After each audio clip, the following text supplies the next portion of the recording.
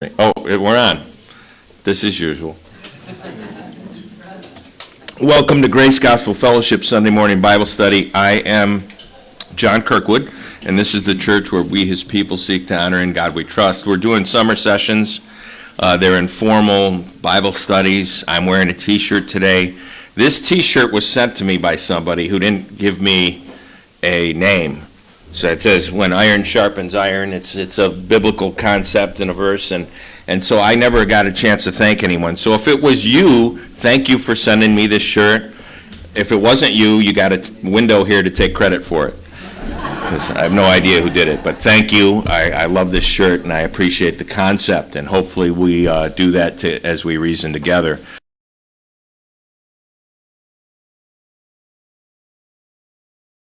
A little bit. Because I made a faulty mistake yesterday. I lost 2 hours of time breaking my rule to you by watching something somebody sent me on YouTube. So I think it's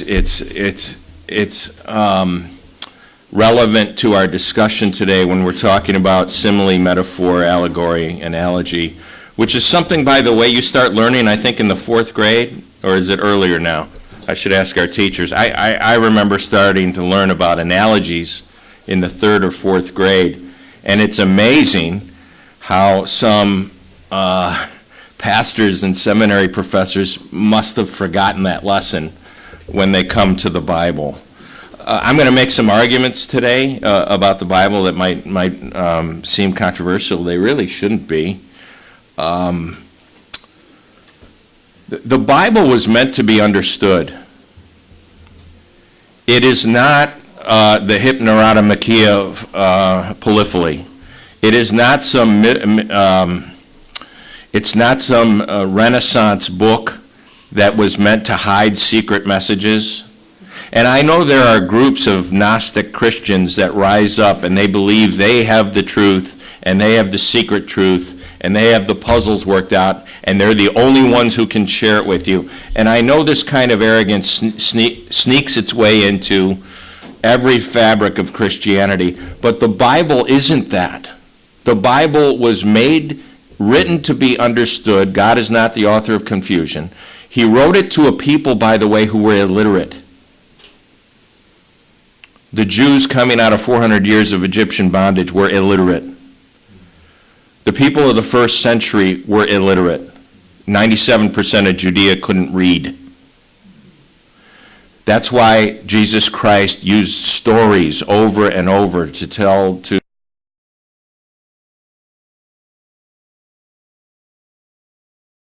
simple. But I will make the argument that man has made it difficult. And it's not meant to be difficult. Jesus prays on a number of occasions. You probably remember when he's cursing the unrepentant cities. Was it Bethsaida, Chorazin, Capernaum? And he says, Father, I'm grateful that you've hidden this from the wise and the prudent, and you've opened it up to babes. Paul even talks about this in Corinthians when he says, this has been hidden from the wise and the prudent and made plain to the foolish. He's talking about us, okay?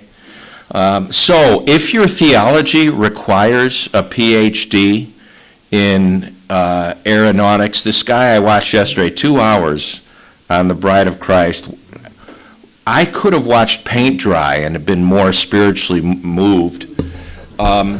If your theology requires a timeline behind you on a whiteboard that looks like a wiring diagram for a jet engine, you could pretty much chalk it up that you don't know what you're talking about. Because this was made not for the wise and prudent, but for the simple. And so I want to demonstrate how people screw this up. When the Bible uses a metaphor, or where Christ tells a story, and really we're talking about a metaphor right now, but 2 hours of a dispensationalist saying, well, the body of Christ is grace age believers. That was his explanation of the body of Christ. He didn't give any development of the doctrine as Paul teaches it, that it has anything to do with differing gifts and different administrations and how we're all one under one head and one spirit and how we work together as a body. No development of that at all. 2 hours on how this is Grace Age believers and that's Jew. The bride, the Lamb of the Bride is Jewish, and it really only ends up in Revelation in his book. Well, and he says it's not in Paul. It is in Paul. Are you kidding? He writes a whole chapter on it in Ephesians 5. He says plainly to the Corinthians, I have espoused you as a chaste virgin to Christ. The idea of the bride of a God starts in Genesis 2. Paul points that out in Ephesians 5. He says, he quotes Genesis 2, and he says, this is a mystery about Christ's love for his church. That tells you what it's about. Let the Bible be its own commentary. So from the very beginning of the book to the very end of the book, literally the last chapter, you have a story about a wedding between God and man. And now, listen, we can argue over the particulars, but the metaphor is the important thing. The idea that a Gentile bride is strange to the Word of God. Moses had a Gentile bride. Was he a type of Christ? Joseph had a Gentile bride. Was he a type of Christ? Isaac had a Gentile bride. Was he a type of Christ? Boaz had a Gentile bride. Was he a type of Christ? Why is God giving us all these little chunks in a stream throughout the Bible if the bride has to be Jewish? Oh, it says bride's Jewish. Whenever you see the bride, it's Jewish. That's just not true. You just haven't opened your Bible. And you've missed the important part about the intimacy of the bride. God writes 2 whole books just about the bride. His relationship to the bride. Hosea, the bride who's not so faithful. The Song of Songs. The Song of Solomon is a love story that is talking about the intimacy between God and his bride, and it uses Solomon and his bride as an example. My wife doesn't let me read the Song of Solomon. She blushes. So, if I read the Song of Solomon today, you'd all blush too. But it's talking about intimacy. The metaphor is about intimacy and more than that. And we'll discuss that. But let me try and help you today by pointing out something, maybe with an allegory myself. I want to share a story that I was thinking of putting together this morning to demonstrate something about how we fail when we miss the true elements of myth or story and the truth behind them. I want you to imagine for the sake of this demonstration that you're a police officer. You're a detective. And you're not one of those cops that has grown jaded and cynical or skeptical. You love your work. You believe it's important to carry out justice, but you really went into police work to serve and protect. And so you love people and you love helping people. And you're in it for the right reason. And you get a call to go investigate a crime, and you get there and you find out a young girl has been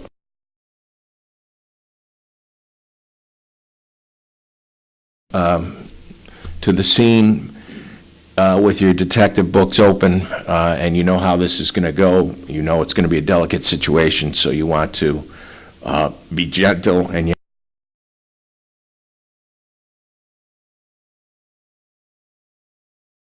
to your horror, the victim is your daughter.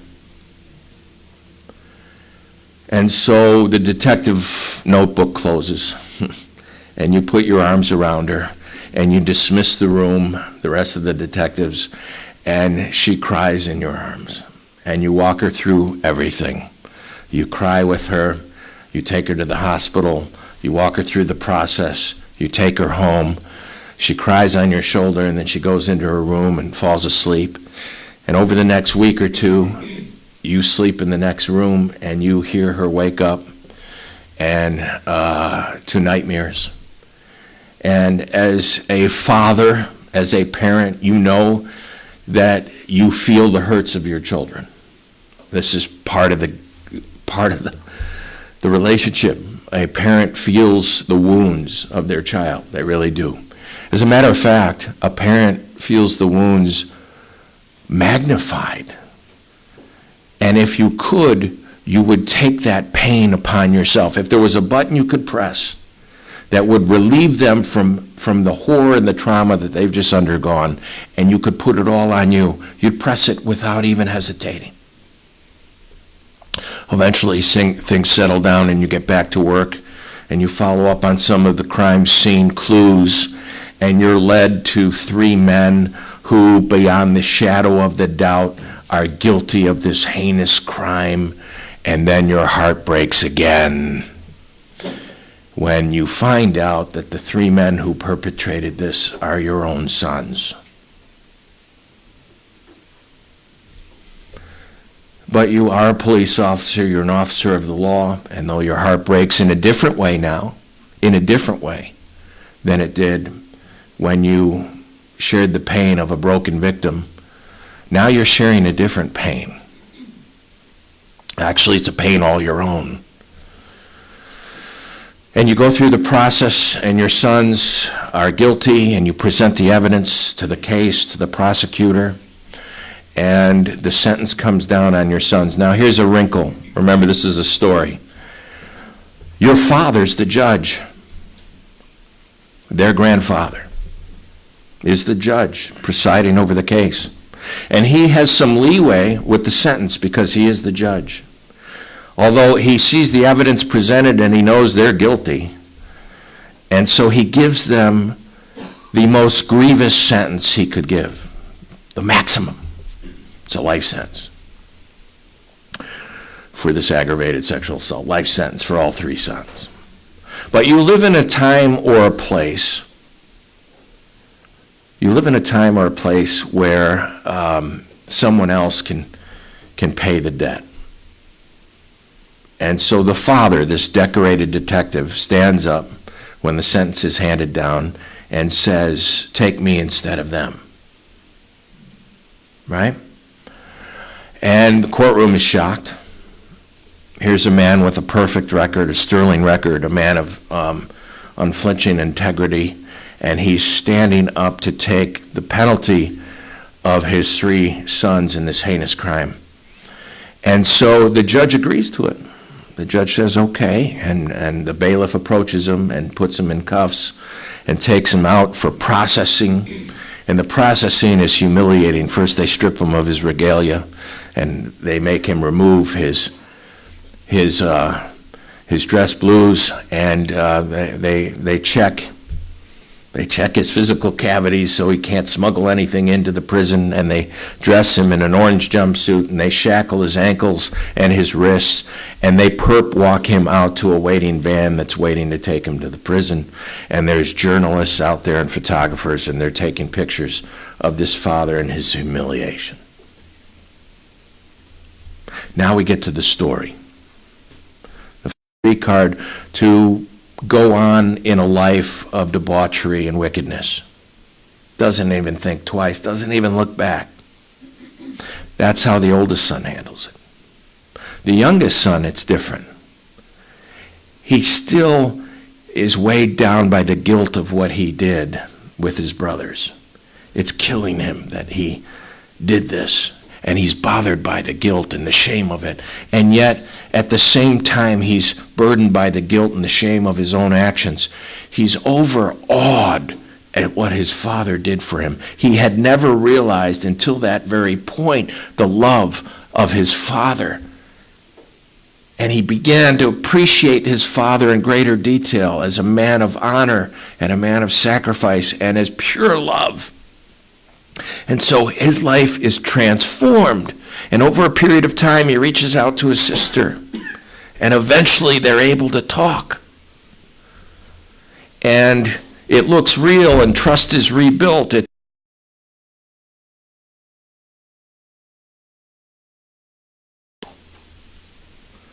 And they build a relationship.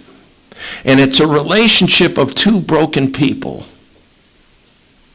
And so they do a magnanimous thing. They take their brokenness and they offer it up to others.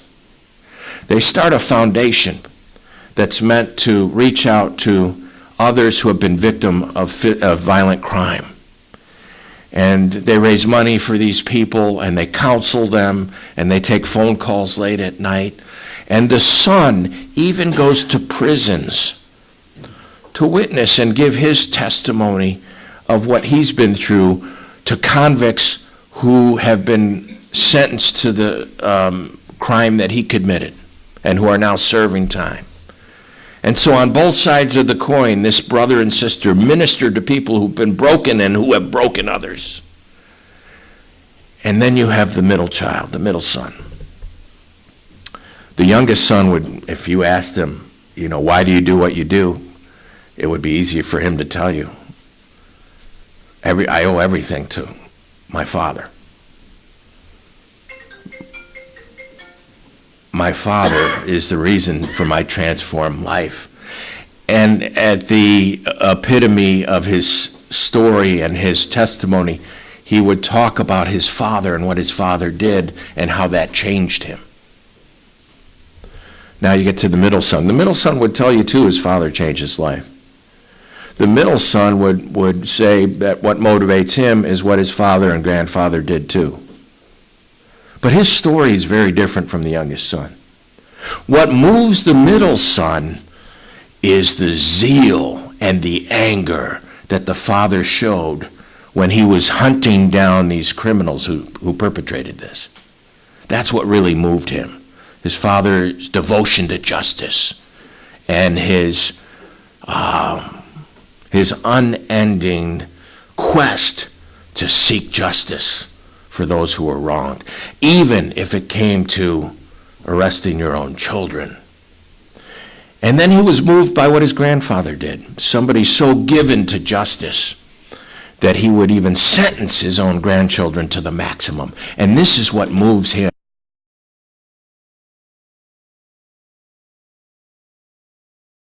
And he doesn't go into jurisprudence. He becomes a vigilante. See, he wants to be judge, jury, and executioner. So he just becomes another form of outlaw. How would you think the father sitting in that prison cell would view his three sons?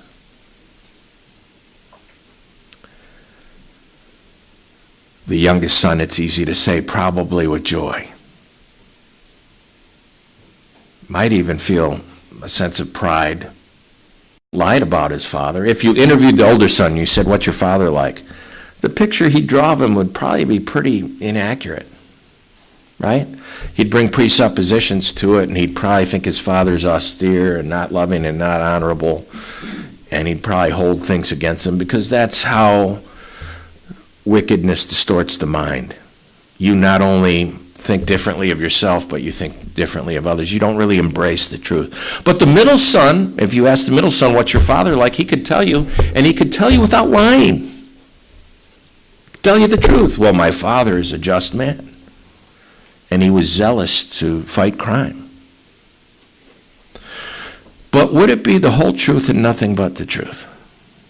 Or would it just be a small sliver of the truth? Well, obviously the story I tell you is just a story, right? And yet it is a story of, in many ways, of the church. There are many aspects of Christianity that embraces the middle child and sees God as, and they'll take that quote from the Psalms that says, God is angry every day with the wicked. They'll put it up on their Facebook page. Hoorah. They love the Jesus that overturns the tables. They never mention the Jesus that wipes away the tears. Now, there's plenty of passages in the Bible that talk about God's justice and talk about his wrath. As a matter of fact, that very passage I mentioned to you goes on to say, further down, goes on to talk about that his wrath is but for a moment, but his mercy lasts forever. So that's the whole truth. Islam talks about the justice of God in the way the middle son would. You kind of miss the big picture if you stopped with the justice of the Father and the justice of the judge. You kind of missed the amazing grace part. right?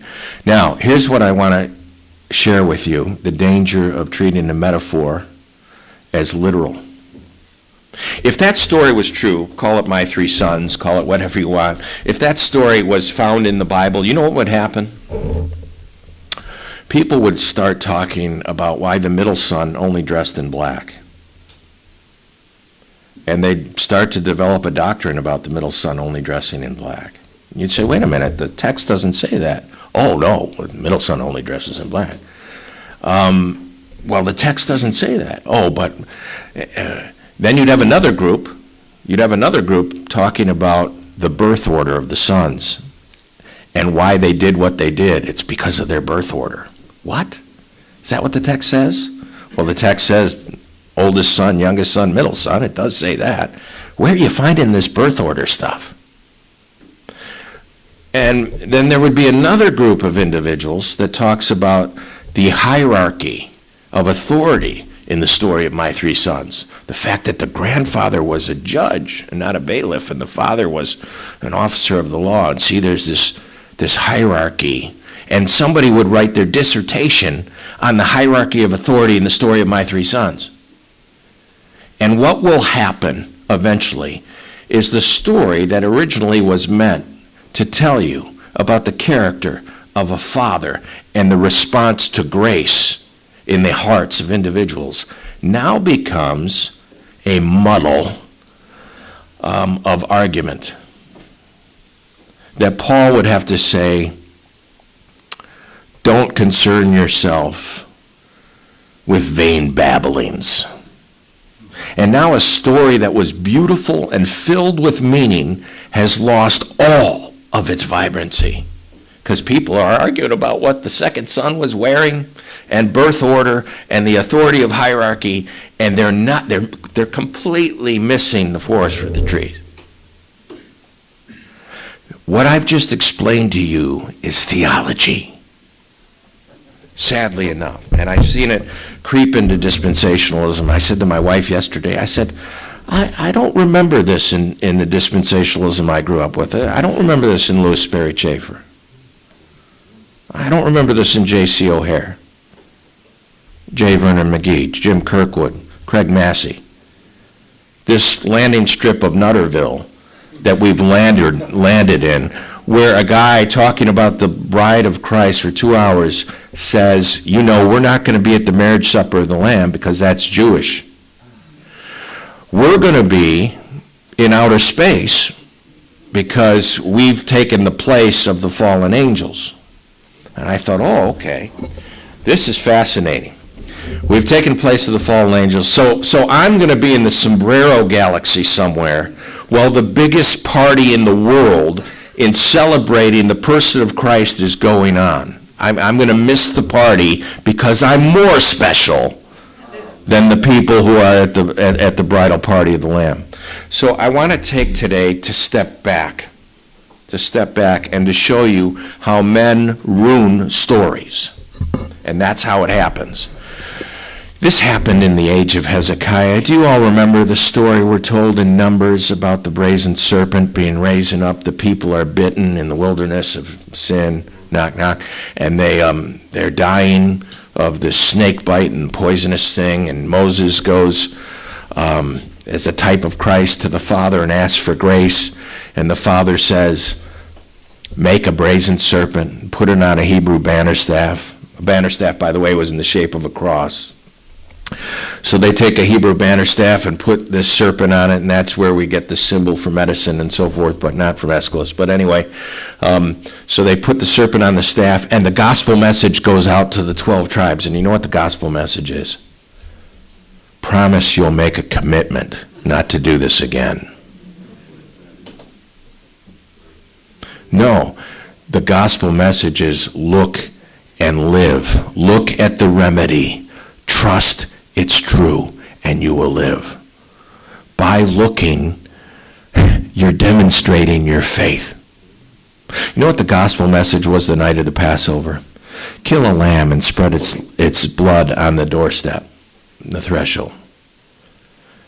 Well, if you had faith, you did it. If you didn't have faith, you wouldn't do it. You'd think it's ridiculous. It would seem foolishness to you. So you didn't do it, and the firstborn of your house would die. That was the gospel message then. I want to share with you something that's true of the Bible, but it's true of more than just the Bible. It's true of the Iliad. It's true of the Odyssey. It's true of just about every major epic poem or epic story, and it's called the Triumphal Archetype. And if you understand the Triumphal Archetype, then you know that if you are part of the redeemed and your name is written in the Lamb's Book of Life, you will be at the marriage supper of the Lamb, because if you're not, you're cursed. So this will help you. Don't take my word for it. I'm going to show it to you first. So the Triumphal Archetype, if you want to write this down, I'm going to go slow. It's got 5 points to it, and it's found in literature.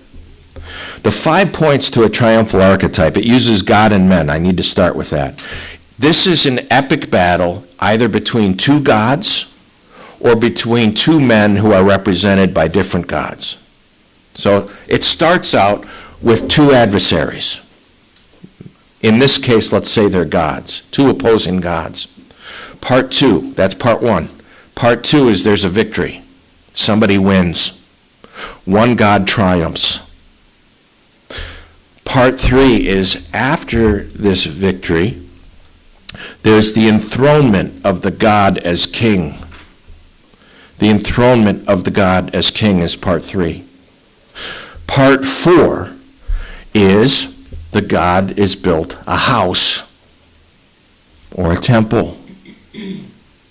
And part 5 of the Triumphal Archetype is there's a festival, a banquet in celebration of the victorious God. 5 planks in the Triumphal Archetype. Now, where do you see this? I mentioned some pagan literature, you see it. Where else do you see it? Well, you see it in Exodus. You see it in the Song of Moses. You see it in the song. These are 2 songs. But by the way, what do you think an epic poem was? You see it in the Song of the Divine Warrior in Habakkuk chapter 3. The Song of the Divine Warrior. Let's just look at it in Moses for a second. 2 warring gods. Let's look at it in the individuals. You can look at it at Moses versus Pharaoh, or you could look at it as God versus the Egyptian gods. Both elements are true. Okay? Let's take Moses versus Pharaoh because we understand that. Moses defeats Pharaoh, correct? That's part 2. Moses.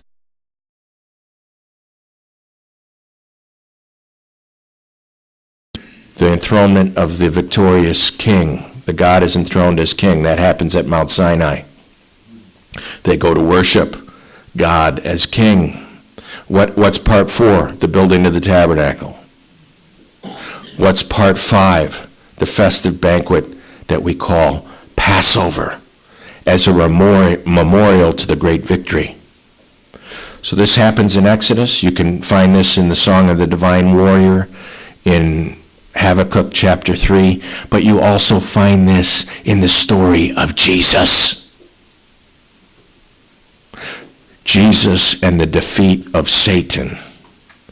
And so when you get to the marriage supper of the Lamb, that's part 5 in the Triumphal Archetype.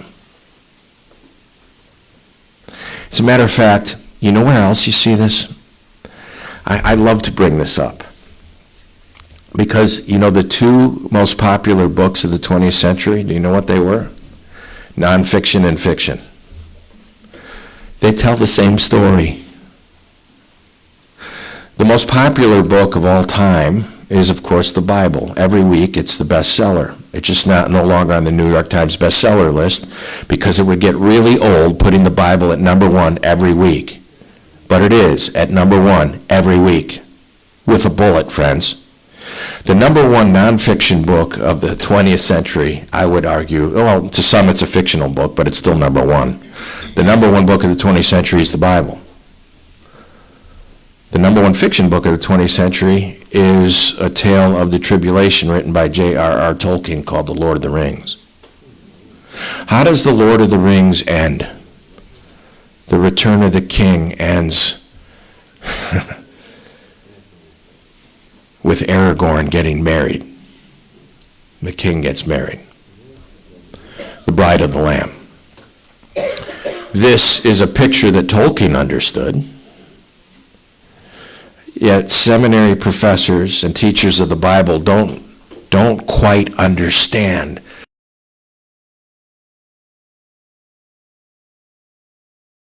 Or read The Return of the King. It's filled with violence. I mean, there's dead orcs everywhere. There's wizards facing off. There's the power of evil. There's the hobbits making their way through death. There's all this violence and conflict. And then they have a wedding reception. Does that sound vaguely familiar to you at all? Have you read Revelation? Revelation is the bloodiest book of the Bible, and it ends with a wedding reception. Start making sense now? As a matter of fact, in Revelation 19 and Revelation 21, you have this picture of the bride, and it's the bride of the Lamb. Remember, this is an allegory and it's a metaphor. Jesus Christ isn't really a talking lamb.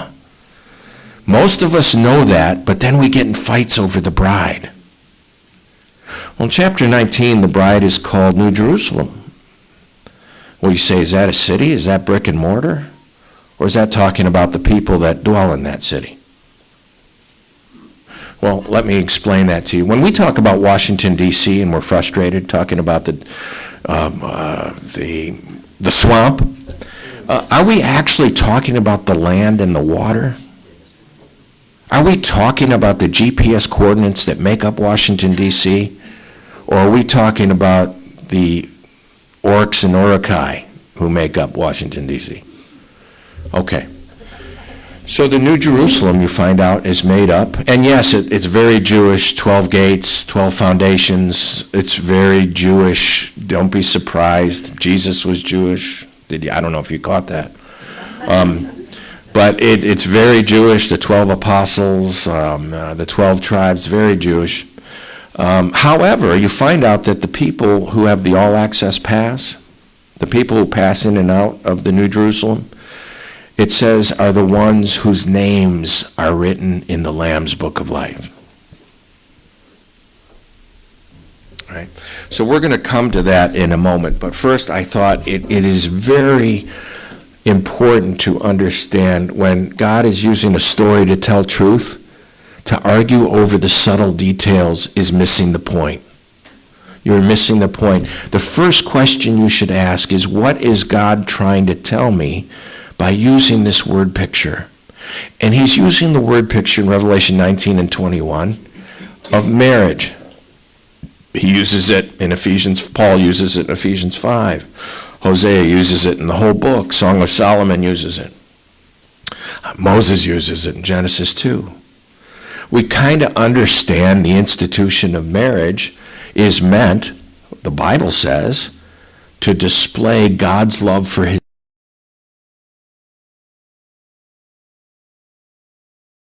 marriage of God with a group of people. Now you can say, well, what group of people? But it was different groups throughout the Bible. Right? That's why you have some of the tale. Ezekiel 16 is a great example. If you want another chapter about the marriage of a God and a fallible wife, here's the thing. There's two stories in the Bible about God's brides. And one story is really awful. The bride's unfaithful. She's a wretched whore. She really is. And yet God stays faithful to her. Even if he dismisses her in divorce, Jeremiah 3, he leaves the door open and the light on. He wants her back. He's willing to remarry her as Hosea does Gomer. And then there's this other story, and it's a beautiful story. It's of the chaste virgin coming into the bridal chamber of the bridegroom. And it's a story told by Solomon in Song of Solomon. And it's the story that Paul wants to believe is true of the churches in Corinthians. And it's the story of Revelation 21.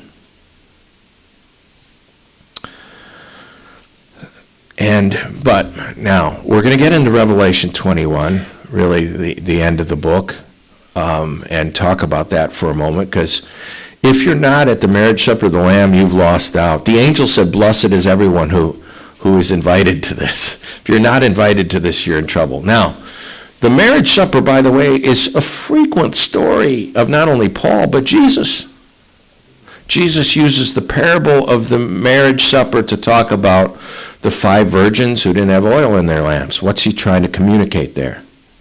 So for that, you need to know a little bit about a Jewish wedding, too, and the way it worked back in the first century. So this is probably all we're going to get through, and we'll get into Revelation next week. But the way Jewish weddings worked was, I'm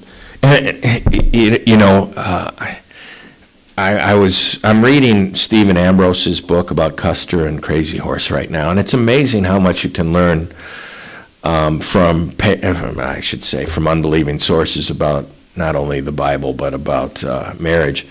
In the Sioux community, this was different for different tribes. Not every tribe was like this, but in the Sioux community, you could have more than one wife.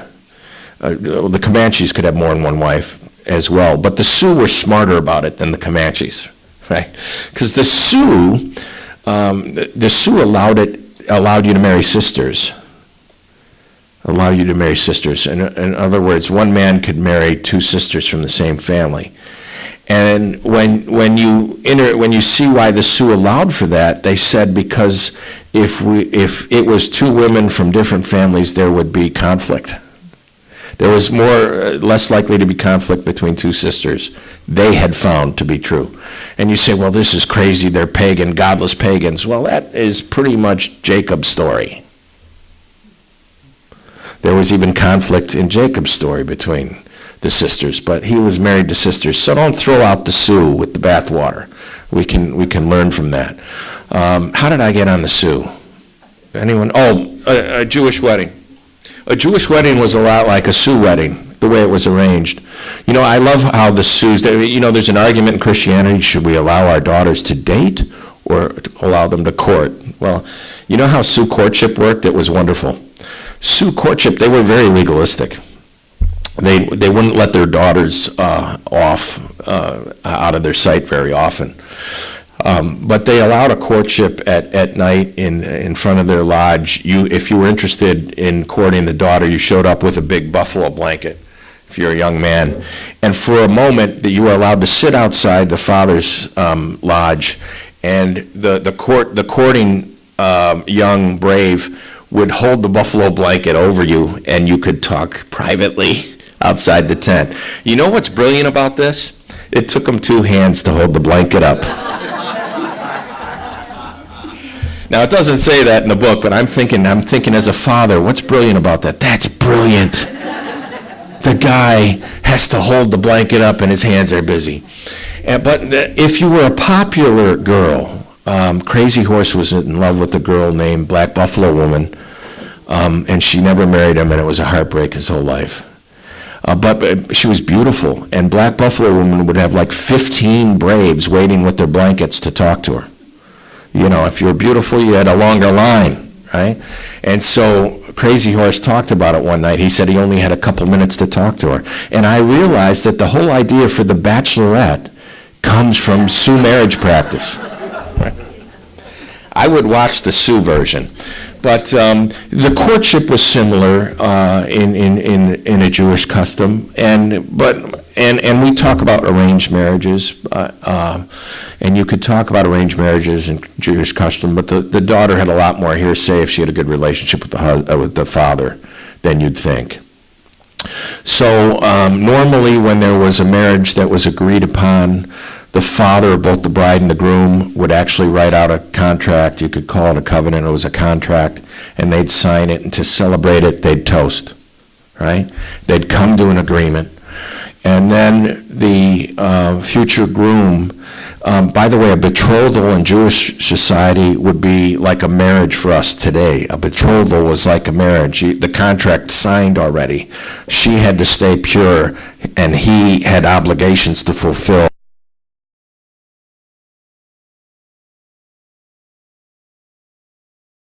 Joseph is going to give Mary a writ of divorcement, and they're not married yet. They're only engaged.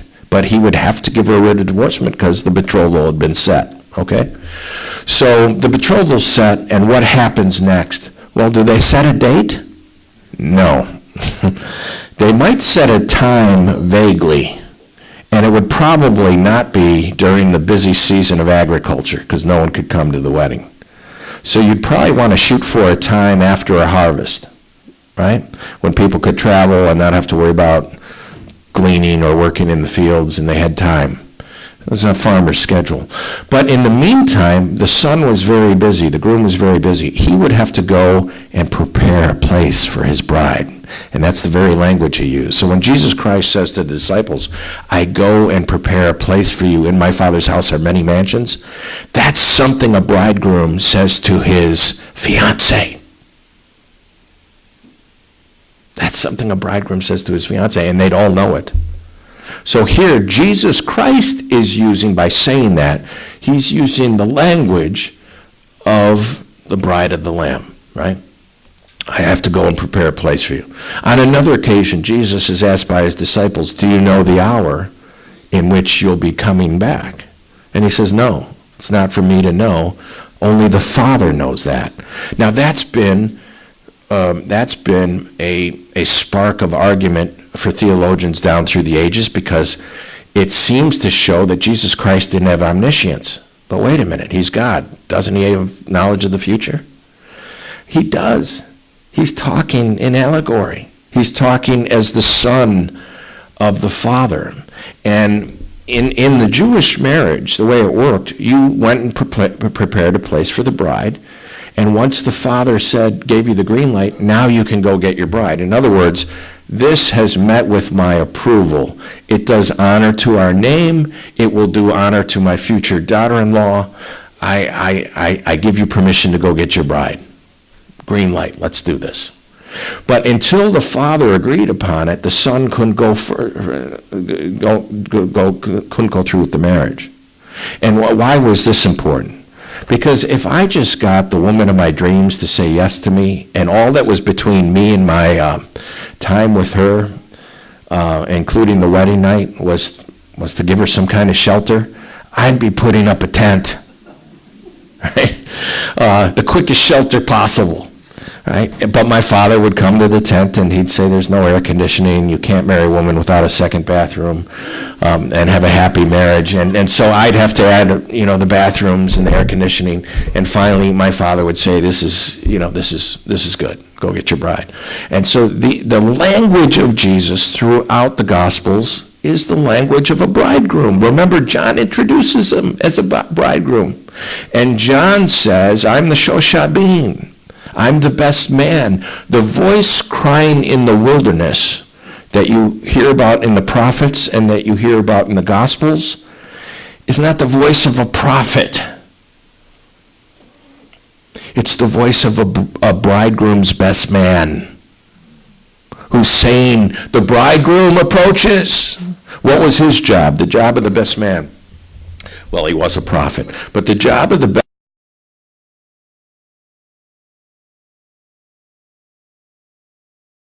stuff together, her dress, the wedding party. And so if half the wedding party didn't have oil in their lamps, what is that a picture of? You figure that out. What is oil a picture of in the Bible? And they miss the wedding party, by the way. They miss it. What is that a picture of? You do the math on that. But this is how it would proceed. And then there would be a march to the wedding party. Now, a wedding back then was way more... you think we waste time and money on weddings today that last 8 hours? Their wedding would last sometimes from 1 week to 2 weeks. Cost a lot in some cases.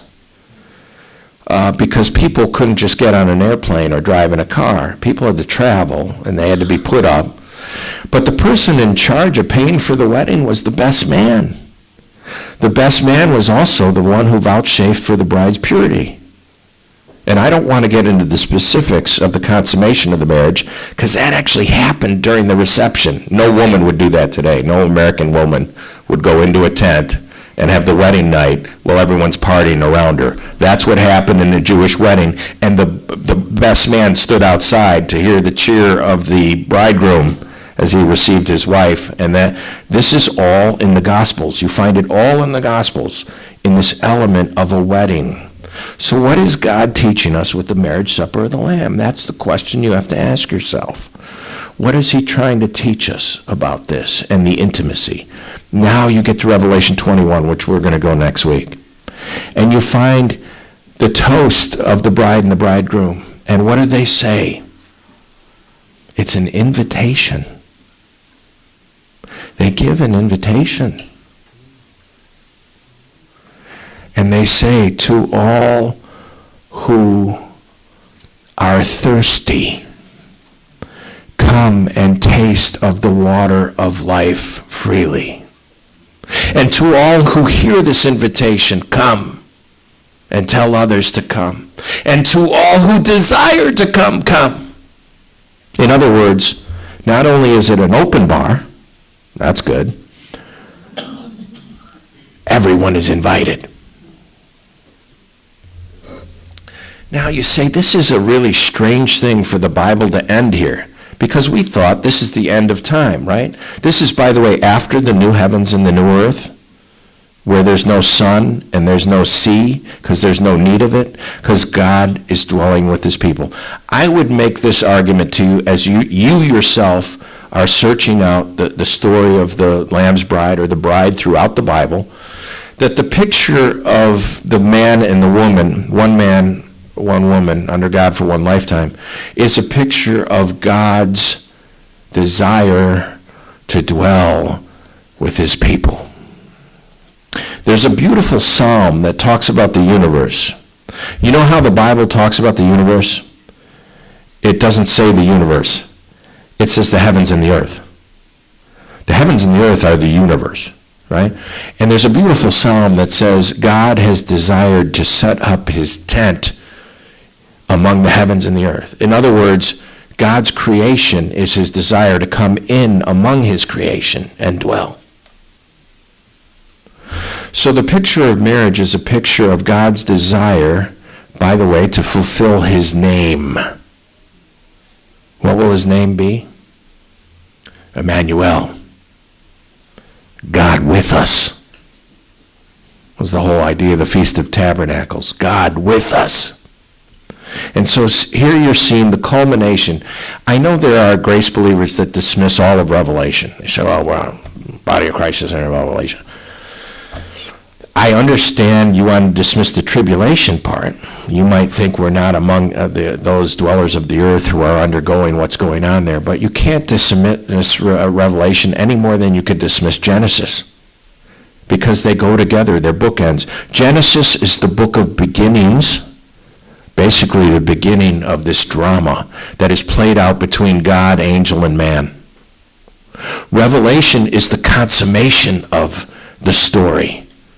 And it ends tying up everything that was untied in Genesis and giving it even a fuller and greater beauty. But it isn't the end. You say, what do you mean it isn't the end, Pastor? Have you read Revelation 21? Ask these questions. The tree of life. There's fruit on the tree of life. It tells you what the fruit is for. But read deeper. It even tells you what the leaves are for. Do you know what the leaves are for? The healing of the nations. Why do the nations need to heal? In most people's theology, the nations don't need to heal because going into the eternal state, everyone's saved. Everyone's whole. And there's no more work to do, right? I hate to break this to you, but the picture of a man and a woman coming together in holy matrimony, to the mind of the biblical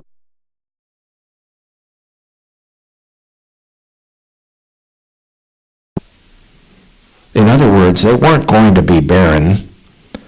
They were going to be fruitful and multiply and take dominion. That's what Adam and Eve were supposed to do. Genesis 2, that's what Noah and his wife and children were supposed to do.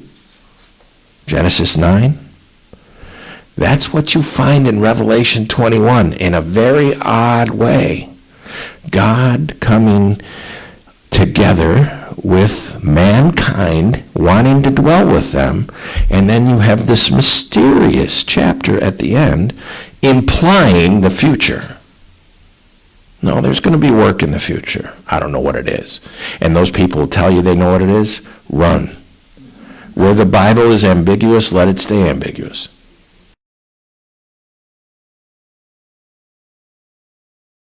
Called with the end times, or with Bible prophecy, that they care more about the coming of the Antichrist than they do the coming of the Christ.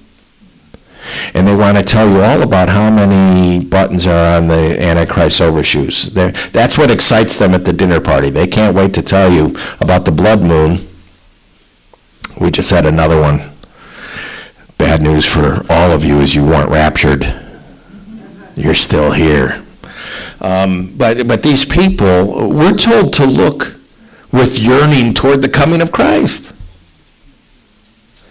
So the Bible is hallowed ground. I had Carter title this On Hallowed Ground, because I think we've gone from treating this as the holy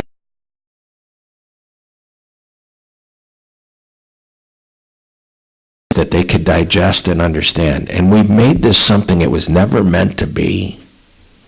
And a lot of Christian theology today is what my friend Dr. Jerry Root calls this. We've turned the Bible into a ventriloquist dummy, and we make it say what we want it to say. Look, if you're angry at injustice and at sinners, and you want to make God an angry God who's angry at the wicked of every day, you'll find those verses in here. The wrath of God is real. And in telling your partial truth, you will disfigure the person of God in your crusade, because you're missing the vital element of the story. There are three nouns. There are three nouns used to define God. Remember we talked about definitions a week ago and how weak they are in describing God, because the word definite comes from a word that means of the finite. So how do you describe the infinite using words that are of the finite? But God does give you three nouns that he links to his person. Here they are. Write them down. And concentrate on these. God is love. God is light. And God is life. Love, light, and life. This is how God describes himself when he uses nouns. Now somebody's going to say God is holy. It's not a noun. It's true. There are other things. God is righteous. Yes, God is holy. Those are other things. But when he uses nouns to describe himself, he uses love, light, and life. We need to dwell on that. And if we miss that, if we make God as justice our gospel, we're missing the majority truth of the person and the character of God. Thank you for your attention. Carter, you can end it now. I am going to